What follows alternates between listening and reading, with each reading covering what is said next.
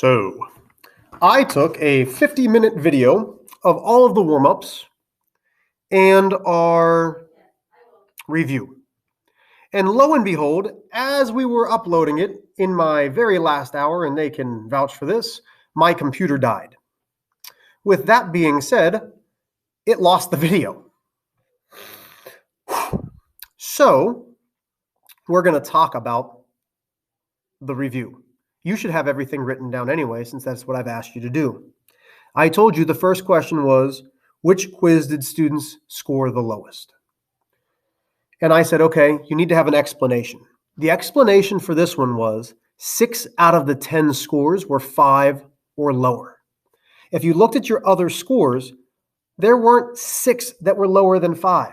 So 6 of my scores were 5, 4, 3, 2, 1, or 0. That's how I would explain that. The next one said, which one has the most variability? And we talked about variability. Variability is how spread out it is. And I told you, hey, I didn't agree with Engage New York.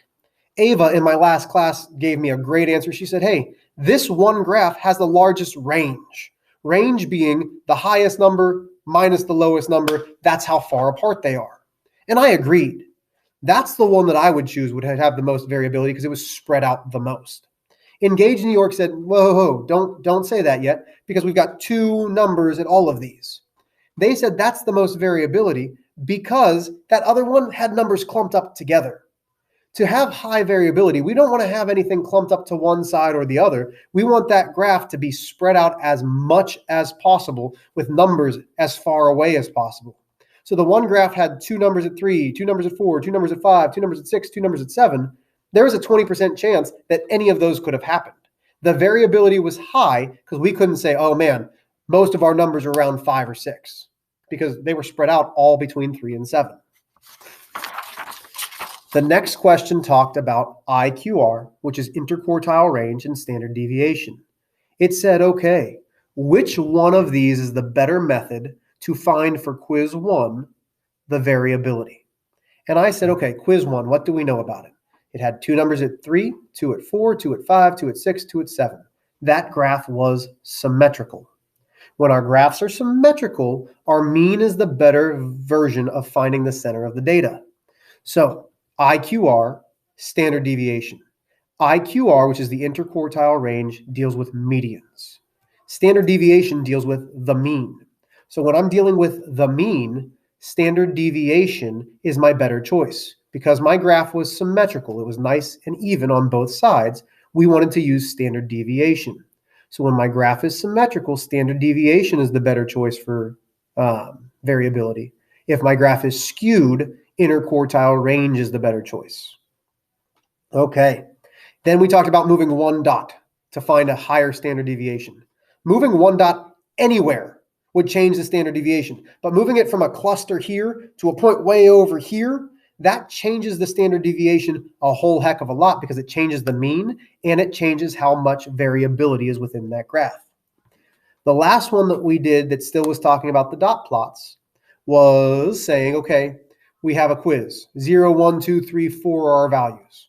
Put 5 points somewhere on that graph that will have the lowest possible standard deviation. The lowest possible standard deviation would have to have all of them at the same place because standard deviation is the range of average. If all of the numbers are at 2, or all of the numbers are at 1, all the numbers are at 4, the mean will be 4, would be 2, would be 3, and the standard deviation would be 0 because there's no wiggle room. The standard deviation is 0 because there's nothing that's saying this is how far average is. No, average is right there.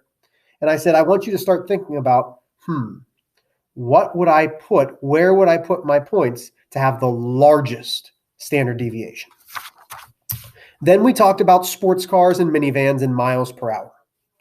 And the first thing I said was, okay, we had a box and whisker plot. And it said, which of these has more observations? And I told you observations were data points. So which one had more data points? And I said, you can't tell from a box and whisker. All we can tell from a box and whisker is the median. We don't know if that median is for 5 data points or for 500 data points. A dot plot, you can count the dots and say, hey, this has 50 dots. That's how many observations. A histogram has frequency. You can say, just like my boards in the back, 20 students scored this, 8 students scored that. But a box and whisker does not tell us how many data points there are. Therefore, you cannot determine which has more. Then we talked about, okay, which has a higher percentage. And we talked about the cars and the minivans, and I had them both at 60 miles per hour. I said, okay, which one was faster? Then we said it was the sports cars, because 75% of the data, remember, each quartile is 25% on a box and whisker. 75% of the data was greater than 60 for sports cars, where 75% of the data was less than 60 miles per hour for minivans. So overall, the sports cars were faster. Then we talked about, hey, how can we describe a box and whisker plot? And I want you to use percentages. You know 25% of each thing. I can say 25% of my minivans travel between 30 and 40 miles per hour. The median of the minivans are traveling at 45 miles per hour. The upper 25% go from 60 miles per hour to 100 miles per hour. That's explaining the box and whisker. I'm sorry that my video got deleted. I'm sorry that I don't have everything up on the board. I promise you that I did videotape it. The second or my first class in the afternoon will tell you. Unfortunately, it didn't save when my computer died. I'm very, very sorry for that. If you took the good notes and you follow this video, feel free to ask me any questions, but this should be enough to get you through the test. Have a great Thanksgiving, folks. Good luck.